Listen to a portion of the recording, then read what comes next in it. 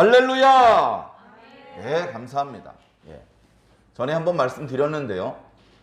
그냥 힘차게 할렐루야 그리고 아멘으로 화답했을 뿐인데 텅 비어있는 우리들의 마음이 꽉 차고 뭔가 좀 준비가 소홀하고 부족한 부분이 많이 있는 것 같은데 그게 다 채워지는 그런 마음의 느낌을 갖습니다.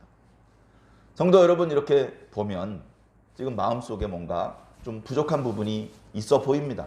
그러나 할렐루야 힘차게 외치면서 날려버리시기를 바랍니다. 하나님께서 반드시 좋은 것을 주실 것입니다. 지난 주일에 그런 말씀을 드렸던 기억이 납니다. 하나님을 만나면 무조건 좋아집니다. 하나님을 만나면 좋은 일이 생깁니다.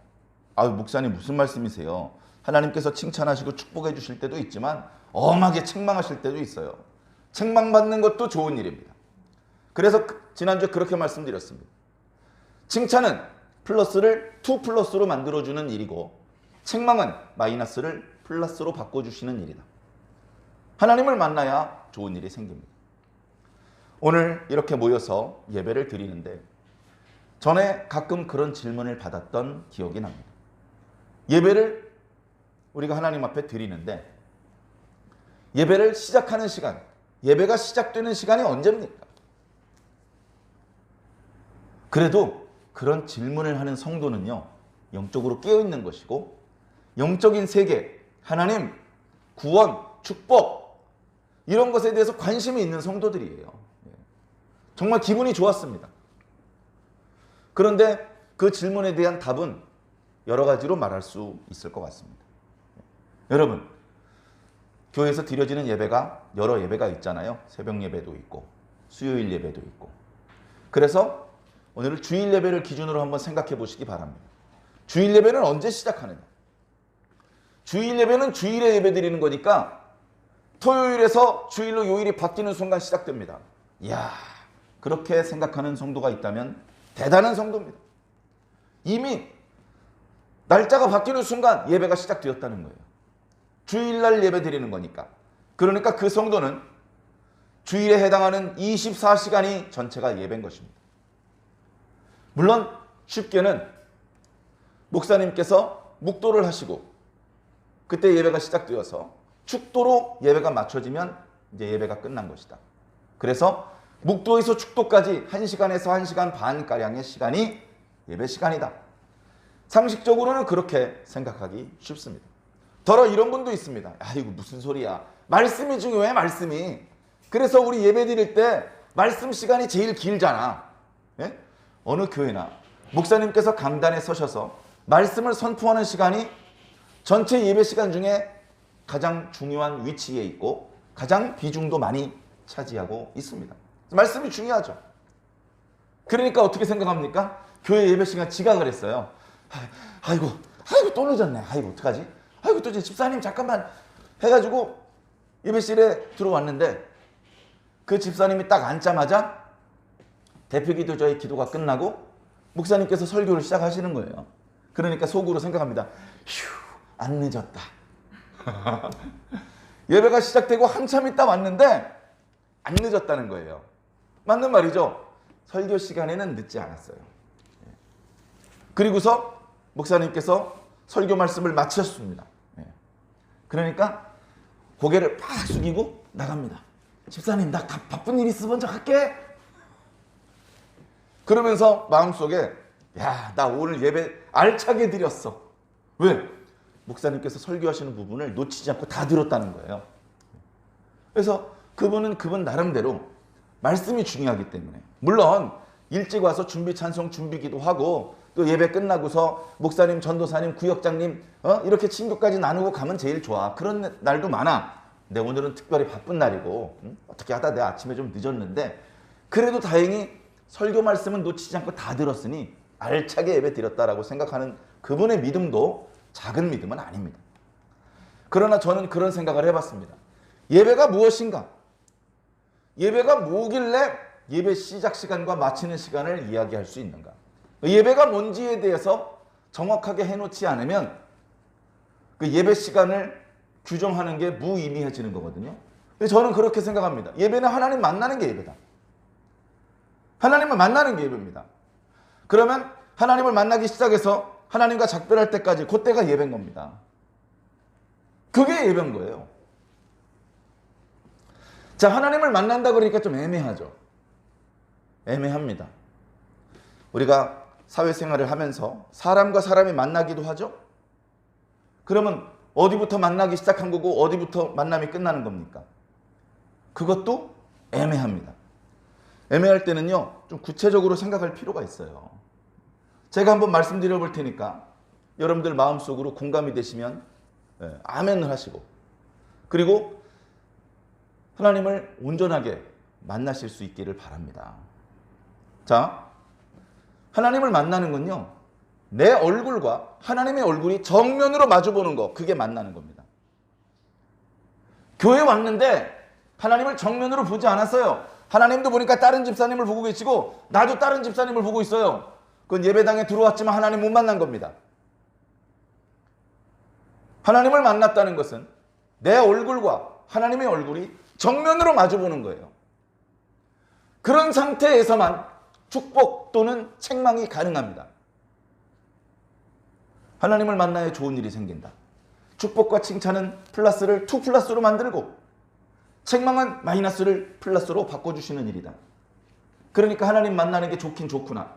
그렇게 아셨는데 하나님을 만난다는 것은 좀 더 구체적으로 하나님의 얼굴과 내 얼굴이 정면으로 마주보는 걸 말합니다. 그렇게 정면으로 마주보지 않으면 하나님 안 만난 거예요.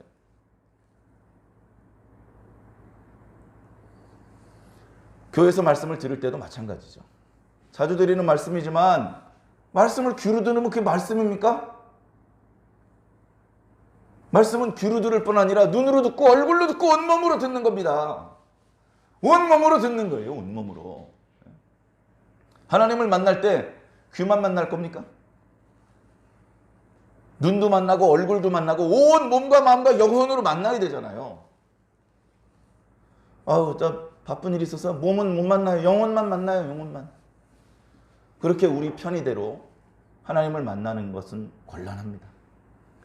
여러분, 지금까지 태어나서 또 예수님 믿은 이후에 지금까지 하나님 몇 번이나 만나셨습니까?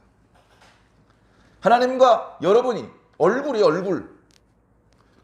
얼굴을 이렇게 대면해서 본 게 몇 번이냐 이 말이에요.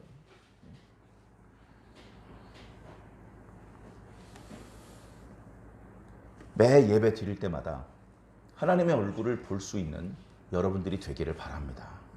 희한한 안경을 쓰고 눈을 까 뒤집어 뜨고 보라는 뜻이 아닙니다.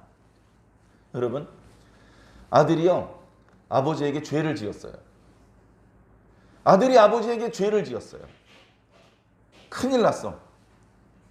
속으로 걱정을 합니다. 뭐라고 걱정하는지 아세요? 아버지의 얼굴을 어떻게 보지? 눈만 뜨면 보이는데 뭐가 걱정이야? 그 말이 아니잖아요. 내가 시력을 잃어서 못 볼까 걱정되는 게 아니잖아요. 시력은 정상이에요. 팔다리 멀쩡해요. 부끄럽고 죄송하니까 얼굴을 정면으로 보지 못하고 숙이게 됩니다. 얼굴을 정면으로 봐야 되는데, 그죠? 아버지의 얼굴을 아들이 정면으로 보는 게 뭐가 잘못됐습니까? 너무 아름다운 일이잖아요. 그런데 고개를 못 들어요. 아무리 아버지가 고개를 들려고 그러는데 못 들어. 왜? 죄송하니까. 아버지에게 죄송하니까. 아버지에게 실망을 끼쳐드리고 아버지의 기대를 저버리고 아버지를 속상하게 만들어 드렸던 그 모든 것들이 생각나니까 부끄럽고 죄송해서 무릎을 꿇고 머리를 팍 숙이고 있는 겁니다. 그때 아버지가 가까이 다가가서 얼굴을 들어주시는 거죠. 눈물을 닦아주시는 거죠. 머리를 쓰다듬어 주시고 품에 안아주시는 거죠. 그게 용서입니다. 용서받아야 하나님과 나가 얼굴과 얼굴을 마주 대하여 볼 수 있는 것입니다. 우리는 지금 하나님, 예수님, 성령님을 믿고 있지만 추호에 의심이 없지만 우리들의 육 안으로는 하나님과 예수님과 성령님을 볼 수 없습니다. 있지도 않은 존재, 그것을 믿고 있느냐? 유치한 질문이죠. 눈에 보이지 않으면 없다고 주장하는 유치원생들이 하는 주장입니다. 선생님이 손에 마이쮸 캐러멜을 가지고 있어요. 그러면 손에 마이쮸 캐러멜이 있는 거죠? 주머니에 넣어버렸어요. 안 보이네요? 그러면 마이쮸 캐러멜이 없어진 거예요. 그죠? 유치원생들은 없어졌다고 믿어요. 그것도 6살쯤 되면 안 믿어요. 4살짜리는 진짜 믿어. 인형 장난감을 좋아하는 걸 막 이렇게 흔들어 보여줍니다. 그러면 막 이쪽으로 그 장난감을 가지고 놀려고 다가옵니다. 그랬다가 담요 밑에 쏙 집어넣습니다. 어디 갔지? 없어졌네? 그리고 가버립니다. 아주 어렸을 땐 그렇다고요. 보이지 않으면 없는 줄 안다는 거예요. 근데 현대인들이 대부분 그렇게 영적으로 유치원생들입니다. 하나님을 보여달라. 보여주면 믿겠다. 보이지 않는 것은 없는 것이 아니냐. 야, 너하고 나 사이에 이 수없이 많은 공기 분자도 안 보이잖아. 안 보이지만 없다고 하지 않잖아. 하나님이 계신데 보지 못하는 자, 감각하지 못하는 자들은 여전히 의심하고 불신하고 있습니다. 그러나 참 다행하게도 저와 여러분들은 하나님과 예수님과 성령님을 믿고 있죠. 그러면 애매모호하게 마음속으로 믿는 상태에 머물러 있지 말고 그 하나님의 얼굴을 정면으로 바라보시기 바랍니다. 하나님의 얼굴을 정면으로 바라봐야 돼요. 오늘 예배드리고 오늘 이 말씀을 듣고 하나님의 얼굴을 정면으로 바라볼 수 있는 저와 여러분들이 되기를 예수님 이름으로 간절히 축원합니다. 오늘 말씀에 야곱이 걱정이 많습니다. 몇 차례 말씀드렸던 것처럼 야곱은 지난 20년 동안 밧단 아람이라는 곳에서 외삼촌 라반의 집에 있었습니다. 거기서 외삼촌의 딸들과 결혼하고 그 딸들의 여종들하고도 결혼을 해서 아내가 4명, 아들이 11명, 딸이 1명.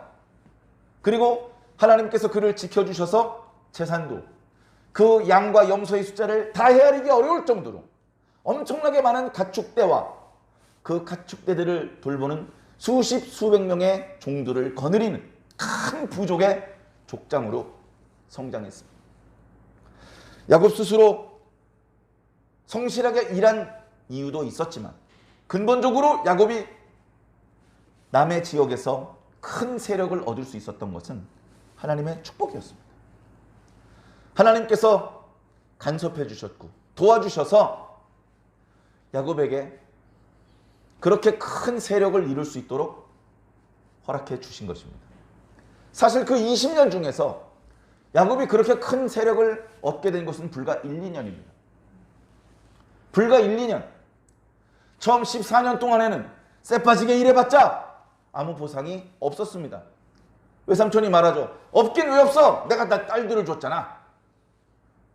그리고 나서 나머지 6년 동안의 일은 품삯을 정해주긴 했지만 라반은 그 품삯을 깎고 주지 않으려고 10번이나 약속을 어기기까지 했습니다. 6년 동안 10번 약속을 어겼으면 보통 1년에 한 번씩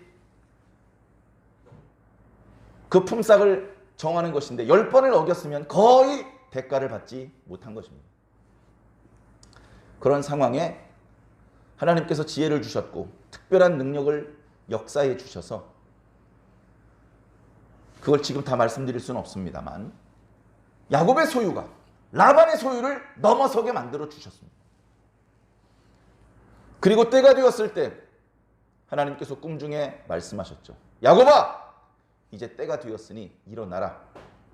네 아버지, 네 고향집으로 돌아가라. 그래서 이제 이동을 했었고 매우 위험천만한 상황이었음에도 불구하고 역시 하나님께서 도와주시고 지켜주셔서 라반과 잘 화해하고 아무 유감 없이 라반과의 문제를 해결할 수 있었습니다. 다시 말해 이제 라반의 얼굴을 당당하게 얼굴을 들고 볼 수 있게 되었습니다. 전에는 라반 앞에서 고개를 들 수가 없었어요. 이제는 당당하게 그의 얼굴을 볼 수 있었고 그와 대등하고 동등하게 이야기할 수 있게 되었습니다. 그리고서는 라반을 작별하고 다시 아버지 집으로 방향을 돌려서 가고 있습니다. 엄청나게 큰 문제가 하나 해결된 겁니다.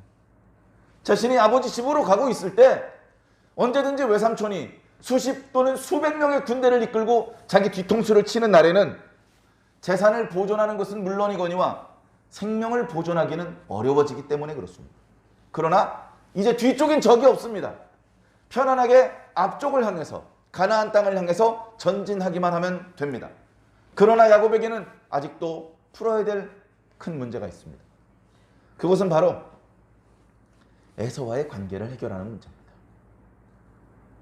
20년 전에 형을 속였습니다. 형의 권리를 뺏어갔습니다. 그 과정에서 아버지도 속였습니다. 사랑하는 어머니하고도 작별할 수밖에 없는 상황이 되었습니다. 10년이면 강산이 명한다는데 20년이 지나니 길도 낯섭니다.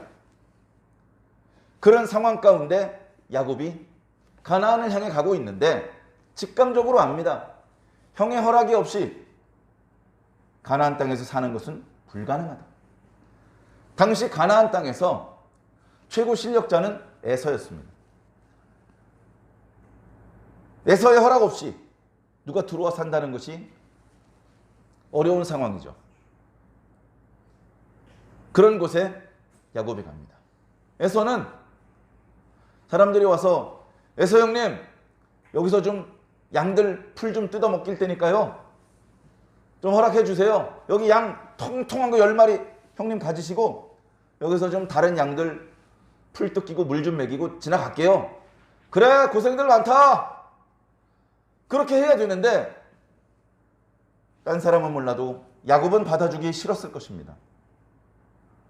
야곱을 향한 분노가 완전히 잊어졌다? 인간적으로 그럴 수 없는 것이죠. 그걸 야곱도 알고 에서도 알고 이삭도 알고 다 알고 있습니다. 다시 말해 너무나도 풀기 어려운 문제가 있는 것이죠. 라반과의 관계에서는 라반이 잘못했기 때문에 마지막 순간에 야곱이 라반을 책망하기도 했습니다. 그러나 에서 앞에 야곱은 비겁한 거짓말쟁이고 날강도 같은 존재일 뿐입니다. 명백히 자신이 잘못한 그런 상황이기 때문에 더 관계를 풀어내는 것이 어렵습니다. 그래서 창세기 32장 말씀은 이제 라반과의 관계를 31장으로 정리하고 이제 에서와의 관계를 회복시키기 위해서 여러 가지로 고민하고 준비하는 야곱의 모습을 보여주고 있습니다. 한번 살펴보겠습니다. 막연한 두려움이 있습니다. 라반에 대한 근심은 이제 싹 지워졌습니다. 아무 걱정이 없어요. 그러나 이제 에서를 만나야 되는데 형 에서의 얼굴을 어떻게 보지? 내가 형 얼굴을 빤빤하게 고개를 들고 쳐다볼 면목이 없어. 내가 20년 동안 외삼촌 집에서 고생하다 보니까 남에게 속아보니까 피가 거꾸로 솟더라고. 우리 형이 얼마나 화가 났을까? 내가 형이 나한테 늘 잘해줬는데 형을 그렇게 속이고 형의 권리를 빼앗아가고 생각해보니까 내가 너무 나쁜 짓을 한 것 같다. 내가 형의 얼굴을 뻔뻔하게 대등하게 편안하게 바라볼 수 있는 자격이 없다. 내가 형한테 잘못했다고 말해야 되는데 그 말도 안 떨어진다. 왜? 너무 부끄러워서. 여러분 조금 사랑하면 야 나 너 좋아해 알지? 많이 사랑하면 아무 말도 못합니다. 조금 미안하면 미안해 그러면 되지만 너무 많이 미안하면 한마디도 할 수가 없습니다. 지금 야곱이 그런 마음이에요. 그런 상황 가운데 막연한 불안함 가운데 가고 있습니다. 하나님이 아실까요? 모르실까요? 아시죠. 하나님께서 하나님의 사자들을 보게 해 주셨습니다. 그날 처음 하나님의 사자가 야곱을 돕기 시작한 것은 아니었죠. 늘 야곱 주변에 있었는데 그날 야곱의 눈에 보이게 하셨던 겁니다.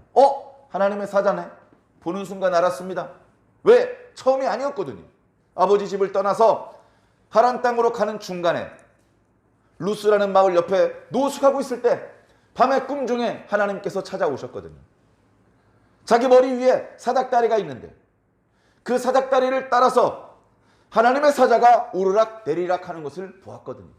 그 위에 사닥다리 끝에 하늘 위에 하나님께서 서 계신 것을 보았거든요. 거기서 야곱이 하나님과 얼굴을 마주대하면서 하나님의 말씀을 들었거든요.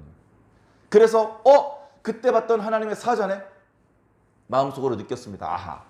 하나님께서 처음 하나님의 사자를 나한테 보여주신 이후로 한 번도 하나님의 사자를 내 곁에서 물리지 않으시고 늘 내 곁에서 나를 돕게 하시고 지켜주셨구나. 지금 에서를 만나야 되는데 내가 참 걱정이 많은데 괜찮겠구나. 하나님께서 도와주시겠구나. 하나님의 사자 하나를 봤지만 그는 그 땅 이름을 마하나임이라고 했습니다. 마하나임은 군대들이라는 뜻입니다. 군대라는 말 자체도 군사 한 명을 가리키는 것이 아니고 상당히 많은 숫자의 군사 무리를 가리키는 것인데 그런 군대가 여러 개 있다고 복수형으로 설명하고 있죠. 그 땅의 이름을 마하나임이라고 이름을 붙였습니다. 그러면서 막연한 두려움이 약간의 자신감으로 바뀌었습니다. 그래서 종들 중에 자기의 마음을 잘 읽고 자기가 시킨 일을 속 시원하게 처리해내는 그런 종들을 몇 사람을 선발해서 사자로 보냅니다. 하나님께서 자신에게 사자를 보냈던 것처럼 자신도 형에게 사자를 보냅니다. 일로 와봐봐. 너희들 세일 땅에 좀 다녀와야 되겠다. 그 먼 길을요? 무슨 일이신데요? 사실 거기 내 형님이 살고 있어. 그래서 너희들이 세일 땅으로 가서 내 형님에게 동생이 왔다고 전해주어라. 그런데 그 표현을 자세히 보면요, 에서를 주로 야곱 자신을 종으로 표현합니다. 주여, 주의 종 야곱이 지금 오고 있습니다. 그렇게 소식을 전해드려라. 그렇게 얘기를 했습니다. 약간의 자신감을 얻어서 그렇게 한 것이죠. 그랬더니 사자가 번개같이 달려갔다가 에서를 만나고 돌아옵니다. 주인님께서 말씀하신 대로 전달해 드렸습니다. 그래, 형님은 평안하시냐? 그런데요 주님, 그 주인님의 형님이 세일산에 가만히 앉아있는 것이 아니고 이미 400여 명을 거느리고 이쪽으로 오고 있는데쇼? 400명을 거느리고 오고 있답니다. 이 400명은 소풍 나왔겠습니까? 야곱이 라반에게 이야기하지 않고 자신의 모든 소유와 자식들, 아내들을 이끌고 떠나왔을 때 라반이 친구들을 이끌고 왔다 그랬습니다. 그 말씀에는 정확히 그 친구들이 몇 명인지는 표현하고 있지 않습니다만 중요한 건 그게 아니죠. 그 친구들은 소풍 나온 게 아니라는 겁니다. 그 친구들은 아무 저항할 수 있는 능력이 없는 야곱의 식솔들을 공격해서 저항하면 죽일 수도 있고 야곱의 모든 소유들, 그의 가족들을 빼앗아갈 수 있는, 그리고 그것을 도와주었을 때 약간의 보상을 받을 수 있는 그런 목적으로 따라온 사람들이라는 겁니다. 그렇기 때문에 라반이 혼자 온 것도 아니고 많은 친구들을 거느리고 왔을 때 야곱은 위협을 느낄 수밖에 없었고, 제가 무슨 죄를 지었길래 이렇게 많은 친구분들과 함께 저를 추격해 오신 겁니까? 라고 라반에게 물어볼 수밖에 없었던 것이죠. 친구들 몇 명 데리고 온 게 아니에요. 에서는 한 부족의 족장이었기 때문에 에서의 한마디에 모든 그 부족의 남자들은 하던 일을 멈추고 에서를 따라서 야곱을 향해서 가고 있는 겁니다. 400명이나 가는 이유가 뭡니까? 야곱이 에서를 공격해서 에서의 목숨을 빼앗을까 봐? 그러기엔 너무나 많은 사람을 데리고 가는 거죠. 400명쯤 데려갔다는 것은 자신의 경호를 위해서 데려간 것이 아니라 적극적으로 공격을 하기 위해서 가는 것입니다. 그 소식을 야곱이 듣고 극심한 두려움에 빠졌습니다. 또다시 두려워요. 처음에 막연한 두려움하고는 차원이 다른 두려움입니다. 400명이라고? 형이 아직도 분노가 풀리지 않았구나. 형이 나와 내 가족들을 갈갈이 찢어 죽이려고 400명이나 되는 군사들에게 무장을 시켜서 이쪽으로 달려오고 있구나. 야, 이거 어떻게 하면 좋단 말이냐. 이거 다 죽게 생겼네. 그래가지고 야곱이 이 두려운 마음 때문에 자신의 떼를 두 떼로 나눕니다. 두 떼로 나눕니다. 한쪽 무리는 레아에게 맡깁니다. 또 한쪽 무리는 라헬에게 맡겨요.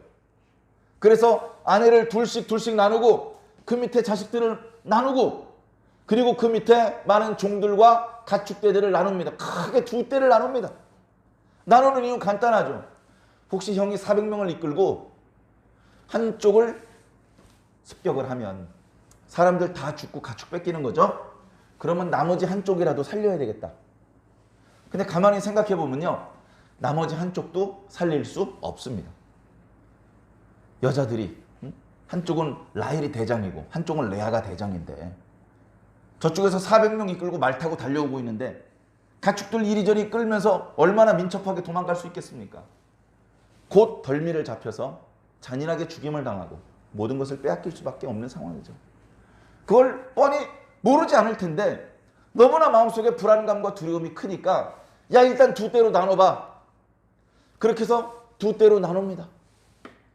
두 대로 나누고서 마음속에 두려움이 불안감이 해소가 안 됩니다. 이 방법 가지고는 충분하지 않아. 그게 기도합니다. 드디어 기도해요. 드디어 하나님께 기도합니다. 사람들을 물리고 혼자 조용한 곳에 나가서 기도하는 것도 아닌 것 같아요. 극심한 두려움에 자기 장막에서 막 소리를 지르면서 하나님, 우리 할아버지 하나님, 우리 아버지 하나님, 나를 내 형의 손에서 저 에서의 손에서 건져주시옵소서. 하나님 약속하셨잖아요. 나와 함께 하신다고 하셨잖아요. 은혜 베푸신다고 하셨잖아요. 내 자식의 숫자가 바다의 모래처럼 많을 거라고 말씀하셨잖아요. 그렇게 하나님 앞에 기도합니다. 하나님께서는 웬일인지 별다른 응답이 없습니다. 기도를 마쳤습니다. 그리고 오늘 본문 말씀이죠. 본문 말씀에 개역 개정판 성경에 원문에 담고 있는 의미가 충분히 표현되지 않는 것들이 많은데 첫 구절은 이런 겁니다. 야곱이 혼자 밤을 지냈어요. 혼자. 주변에 아내도 있고 자식도 있고 종들도 많이 있고 신복들도 있었을 텐데 다 물리고 멀리 떨어져서 혼자 밤을 보냅니다. 코를 골면서 푹 쉬지 못했을 거예요. 밤새 근심하고 있었을 겁니다. 야 이거 어떡하지? 야 이거 어떡하지? 두 대로 나눴는데 이걸로 안 될 것 같아. 하나님께 기도했는데 응답이 없네. 야 이거 어떡하지? 야 이거 어떡하지? 그리고서 날이 샜습니다. 날이 완전히 새고 나서 다시 종들을 부릅니다. 자기 종들 중에서 민첩하고 똑똑한 녀석들을 부릅니다. 안 되겠다. 형에게 예물을 줍니다. 예물. 여러분 이 예물은요. 물론 선물의 의미도 있고 자신의 죄를 용서받으려는 화제의 의미도 있습니다. 우리가 하나님 앞에 예물을 드리잖아요. 그죠? 그래서 양도 죽여서 제물로 또 소도 죽여서 제물로 삼잖아요. 그래서 그 희생 때문에 자기 죄가 용서받잖아요. 이제 그런 의미들이 있는데 다르게 말하면 늘물입니다. 형님 이거 받고 마음 푸세요. 형님 이거 받고 조금 저를 용서해 주세요. 좀 불쌍히 여겨주시고 저 여기서 그냥 평안하게 살 수 있게 해주세요. 형 심기 건드리지 않고 형 말 잘 들으며 살게요. 이런 의미들이 있는 거죠. 그래가지고 가축들을 모으는데 암양이 200마리면 수양이 20마리입니다. 수양이 비싸니까 암양 싸구려를 많이 줬나? 아니요. 암양이 훨씬 비쌉니다. 염소도 암염소가 비쌉니다. 소도 암소가 비쌉니다. 근데 암컷들을 수컷보다 10배 더 많이 주는 거예요. 선물이죠, 선물. 우리는 어떤 게 암양인지 수양인지 잘 모르죠. 양치기들은 털 모양만 보면 금방 압니다. 뿔까지 안 봐도. 그래서 그 많은 가축들을 좋은 것으로 선별을 합니다. 예물로 줄 거니까. 그래 놓고서는 말씀을 보니까 최소 4덩어리로 나눕니다. 첫째, 둘째와 셋째, 그리고 마지막 나눕니다. 그래서 그 예물을 에서에게 갖다 바칠 자기 종들에게 이야기를 하는 것이죠. 너 내가 시킨 대로 말해야 된다. 네가 이 양떼들을 이끌고 가면 넌 누구냐? 어디에 속한 사람이냐? 이 양떼들은 다 누구 거냐? 이렇게 물어볼 텐데 저는 야곱의 종인데요. 저희 주인께서 자기 주인의 주 대신 에서님께 이걸 바치라고 하셨습니다. 그리고 야곱도 뒤에 따라오고 있습니다. 그렇게 전해라. 그래 놓고서는 그 네 무리를 약간의 거리를 둡니다. 에서가 야곱을 타서 오다 보면 첫 번째 종이 보낸 예물을 받아보는 거죠. 보고서 아 그래? 야곱이 보낸 예물이야? 알았다. 야곱이 뒤에 있다고? 알았어. 그리고 가다가 두 번째 종이 보낸 예물을 또 봅니다. 그렇게 예물을 한 번에 받지 않고 3번, 4번에 나누어서 받으면 혹시 형님의 마음이 조금 누그러질까? 그걸 기대하는 것이죠. 그걸 기대하는 것이죠. 그런데 오늘 말씀 마지막 구절에 우리 개역 개정판 성경에는 잘 보이지 않는 단어가, 똑같은 단어가 4번 반복됩니다. 4번 반복되는데 그 단어는 바로 어떤 단어냐면 얼굴이라는 단어입니다. 아무리 봐도 20절에 얼굴이라는 글자는 없습니다. 그런데 얼굴이라는 히브리어 단어 파네가 4번 나옵니다. 4번. 그래서 지금부터 그 단어를 집어넣어서 다시 한번 읽어보겠습니다. 20절입니다. 또 너희는 말하기를 주의 종 야곱이 우리 뒤에 있다 하라 하니, 이는 야곱이 말하기를 내가 내 얼굴 앞에 보내는 예물로 형의 얼굴을 푼 후에 대면하면, 얼굴과 얼굴을 마주 보면 형이 혹시 내 얼굴을 받아주리라 함이었더라. 이렇게 얼굴이라는 단어가 4번이나 나와요. 오늘 예배 시작할 때 하나님과의 만남에 대한 말씀을 드렸습니다. 하나님과의 만남은 우리 얼굴과 하나님의 얼굴이 정면으로 마주보는 것입니다. 그래서 예배가 시작되는 것은 하나님과 우리가 얼굴을 마주 보는 순간이 시작됩니다. 예배를 준비한다는 것은 우리가 하나님의 얼굴을 찾는 것입니다. 하나님의 얼굴이 어디 계시지? 여기 계신가? 저기 계신가? 마치 숨겨진 보물을 찾는 것처럼 우리 집에서도 TV 리모컨도 찾고 핸드폰도 찾고 자주 쓰는 건데 잠깐 어디다 두었는지 잊어버려서 막 찾는 때가 있지 않습니까? 그런 것처럼 하나님의 얼굴을 찾는 것이 바로 예배 준비입니다. 그래서 우리는 준비 기도를 하고 준비 찬송을 합니다. 아니, 그보다 전에 집에서 출발할 때 단정한 옷을 입고 잘 씻고 그리고 교회를 옵니다. 누군가 하나님의 얼굴을 찾기 시작하면 어쩌면 그때 이미 예배는 시작되는 것입니다. 하나님도 그 사람을 만날 준비를 하시기 때문에 그렇습니다. 하나님은 갑자기 우리를 보지 않으십니다. 준비된 자의 얼굴을 보십니다. 네가 나를 찾고 있었느냐? 하나님을 찾지도 않은 사람의 얼굴을 하나님 짠 봐주시면 그 사람이 뭐라 그러겠습니까? 누군데 절 보세요? 하나님의 얼굴을 보면서 아저씨 누군데 절 그렇게 보고 계시죠? 이렇게 말한다면 복은 다 받은 겁니다. 예수님 보고 싶다면서 그렇게 오랫동안 준비하고 기다리다가 예수님 봤는데 눈물이 안 나면 예수님 잘못 기다린 거죠. 예수님 기다린다면서 예수님이 자기 앞에 지나가시는데 누구지? 어디서 많이 본 분인데 누군지 기억이 안 나네? 이러고 그냥 스쳐보낸다면 준비가 뭔가 잘못된 거죠. 지금 야곱이 에서를 만나야 됩니다. 다시 말해서 대면해야 돼요. 얼굴과 얼굴을 마주 봐야 됩니다. 야곱이 에서의 얼굴을 마주 볼 수 있는 자격이 없어요. 부끄러움과 미안함이 있어요. 형이 칼든 친구들을 많이 데리고 왔기 때문에 무서워서 그런 게 아니고 그 이전에 스스로 내가 형에게 전에 너무나 잘못했구나. 외삼촌의 집에 있으면서 뼈저리게 느꼈습니다. 어쩌면 틈틈이 생각했을 것입니다. 내가 언젠간 다시 돌아가야 되는데 형을 만나게 될 텐데 어떻게 사줘야지? 생각보다 내가 너무 큰 죄를 저질렀구나. 우리 형이 많이 화가 났겠구나. 형한테 뭐라고 사과하지? 어떻게 형과 관계를 개선하지? 답이 안 나오는 고민을 무수히 많이 했을 것입니다. 그리고 이제 곧 형을 만나기 직전의 상황까지 간 것입니다. 형의 얼굴을 봐야 됩니다. 뒤에 이어지는 말씀에 종들을 보내요. 예물을 보냅니다. 아내들을 보내요. 형 있는 곳으로 가려면 야복강이라는 강을 건너가야 됩니다. 그 강은 물이 그렇게 많은 강이 아니기 때문에 그냥 가볍게 걸어서 건너갈 수 있습니다. 그런데 야곱은 끝까지 그 강을 건너가지 못합니다. 다 건너 보내고서 혼자 남습니다. 금방 뒤따라 갈게. 아빠 빨리 와. 아빠 금방 갈 거야.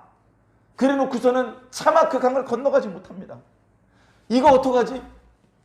이거 건너가면 이 형을 만나야 되는데 난 아직 준비가 안 됐는데 형 앞에 고개를 들 수가 없어. 형이 내 얼굴을 들어줄까?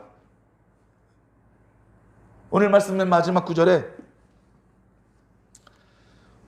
형이 혹시 나를 받아주리라. 이 말은 형이 혹시 내 얼굴을 들어줄지도 몰라. 형 앞에 고개를 들지 못하고 무릎 꿇고 머리를 팍 숙이고 있을 때 형이 야곱아 왜 이러냐, 괜찮다, 형 마음 다 풀렸어, 이렇게 건강하게 살아오고 이렇게 아내들과 자식들까지 데리고 오니 너무 형의 마음이 즐겁구나, 일어나라, 고개를 들어라 하면서 눈물 닦아주고 끌어안아 줄지도 몰라.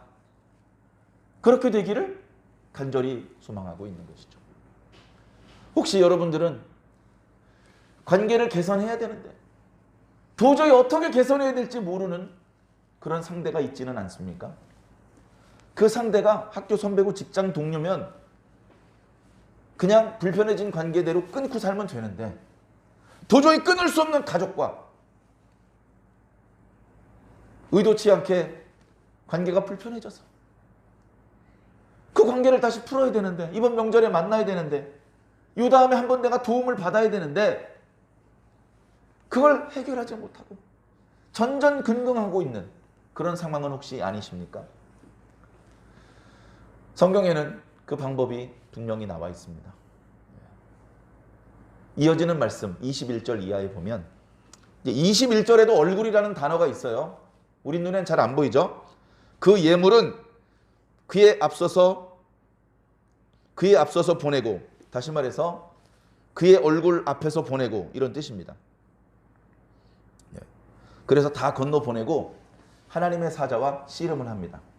하나님께서 야곱을 도와주기 위해서 천사를 보내셨는데 그냥 지나가는 행인처럼 보내는 거죠. 어떻게 시비가 붙었는지 그와 씨름을 하게 됩니다. 씨름을 하는데 야곱이 못 이기겠어요. 근데 천사도 못 이깁니다. 씨름이 길어지고 있어요. 밤새도록 씨름하다가 그 사람이 말합니다. 나 가야 되니까 이제 보내줘라. 씨름 잘했어. 당신도 대단한데? 그리고 가는데 야곱은 이 사람이 하나님의 사자라는 걸 마음속으로 느낍니다. 안 됩니다. 보내드릴 수가 없습니다. 저에게 복을 주시기 전엔 보내드릴 수가 없습니다. 하나님의 복을 받아야 관계를 해결할 수 있다고 느낀 겁니다.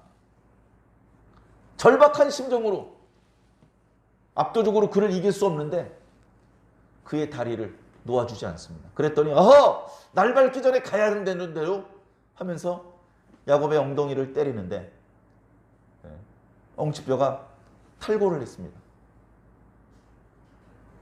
그러면서도 질질 끌려가면서도 그 사람의 옷을 놓아주지 않자 그가 말합니다. 당신 이름이 뭡니까? 야곱입니다. 이젠 야곱이라고 하지 마시오. 이스라엘이라고 하시오.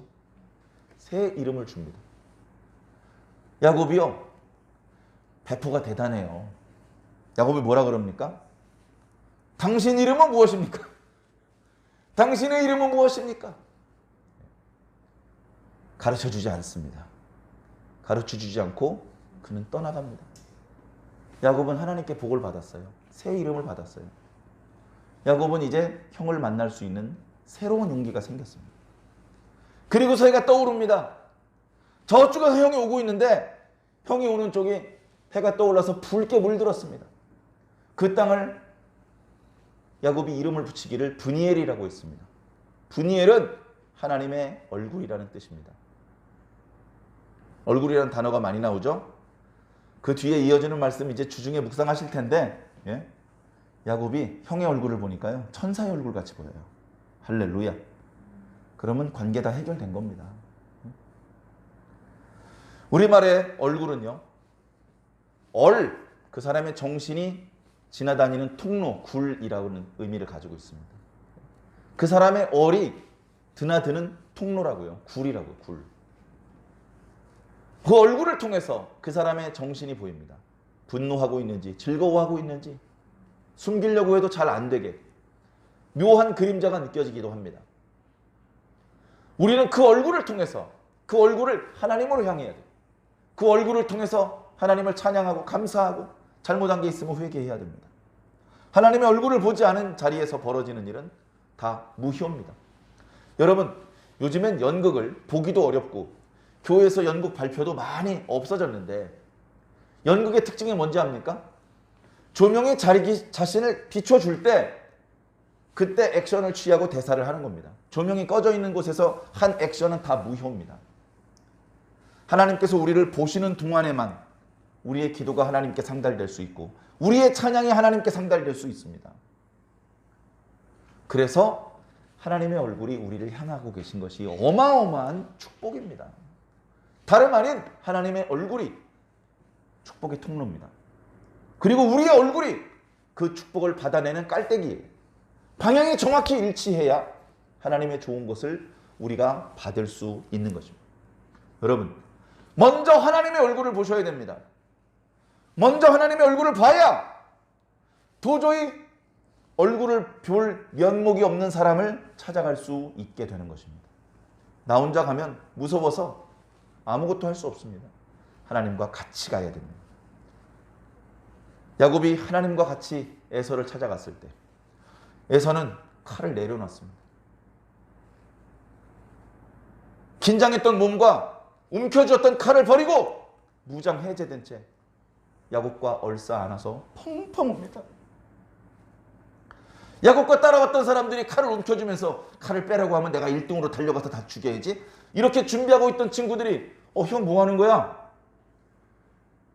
자기 무리들을 이끌고 온 에서가 칼을 버리고 야곱과 얼싸 안는, 꽤 오래 울었는데도 아직도 울고 있는 에서의 모습을 보면서 야, 오늘 전쟁 없나 보다 마음속으로 느꼈겠죠. 그리고 야곱의 두려움을 느끼고 있었던 야곱의 아내들이 안도의 한숨을 쉬었을 것입니다. 레아처럼 성숙한 여자들은 하나님께 감사의 찬송을 벌써 부르기 시작했을지도 모릅니다. 아, 하나님께서 살아계시구나.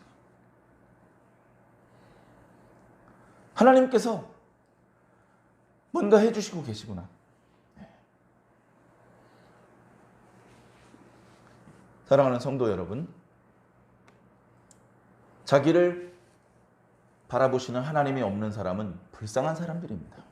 나보다 돈은 많지만, 나보다 큰 집에 살고 있고 좋은 차를 몰고 다니고 있지만 자신을 바라보아 주시는 하나님이 없는 사람은 불쌍한 사람입니다. 가난해도 좋아요. 자기를 걱정해주는 엄마 아빠의 얼굴을 매일 볼 수 있는 자녀는 견딜 수 있습니다. 돈이 아무리 많아도 엄마 아빠의 얼굴을 볼 수 없으면 바로 그 사람이 불쌍한 사람입니다. 여러분들은 어떻습니까? 여러분들이 편하게 찾아가서 기도할 교회가 있습니까? 여러분들을 진정으로 사랑하고 여러분들을 위해서 진심으로 기도해주는 목사님이 있습니까? 그게 없는 사람들은 불쌍한 사람들. 우리 주변에 수없이 많은 문제들, 내 힘으로 해결할 수 없어서 하나님께 도움을 구할 수밖에 없는 그 문제들 해결해야 되는데 하나님께서 도와주셔야 되죠. 먼저 목사님의 얼굴을 보십시오. 아무 마음에 거리낌 없이 편안하게, 친근하게 목사님의 얼굴을 보시고 장로님의 얼굴을 보시고 그리고 기도하면서 하나님의 얼굴을 꼭 보시기 바랍니다. 하나님께서요, 우리가 하나님의 얼굴을 찾고 있는데 자꾸 회피하시는 분이 아닙니다. 우리가 하나님께 시선을 맞춰주시기를 기다리시는 분입니다. 야, 나 여기 있어, 여기야, 여기. 야, 너가 이제야 내 눈을 맞추는구나, 나와. 네가 이제야 나와 눈을 맞추는구나. 기다리시는 분입니다. 그 하나님을 보면 능력을 얻습니다. 지혜를 얻습니다. 힘을 얻어서 밖에 나가서 전에 내 스스로 도저히 감당할 수 없었던 문제들을 하나씩 해결할 수 있죠. 그런 것들이 해결되지 못했다면 저는 개인적으로 여기까지 오지 못했을 것입니다. 저는 여기까지 오는 과정에서 무수히 많은 어려움들을 지나왔습니다. 그 어려움들은 제 개인의 힘으로 해결할 수 없는 어려움들이었습니다. 교회를 개척할 수도 없고 지금 살고 있는 집을 얻지도 못했을 것입니다. 지금 아내를 구할 수도 없었을 것입니다. 지금 이렇게 목사의 신분으로 하나님의 쓰임을 받을 수도 없었을 것입니다. 어쩌면 이미 오래전에 목숨을 잃었을지도 모르는 삶의 우여곡절을 지나서 왔는데 그 모든 순간 하나님께서 건져주셨습니다. 이쪽 언덕에서 저쪽 언덕으로 가야 되는데 그 중간에는 깊은 골짜기가 있고 내 힘으로는 도저히 뛰어갈 수 없는, 넘어갈 수 없는 먼 거리인데 하나님께서 저를 번쩍 들어서 반대편 언덕에 내려놓으신 것 같은 그런 체험을 하면서 여기까지 왔습니다. 여러분들이 못 느끼실지 모르지만 어쩌면 여러분들도 모두 그런 과정을 지나서 지금 여기에 계신 것입니다.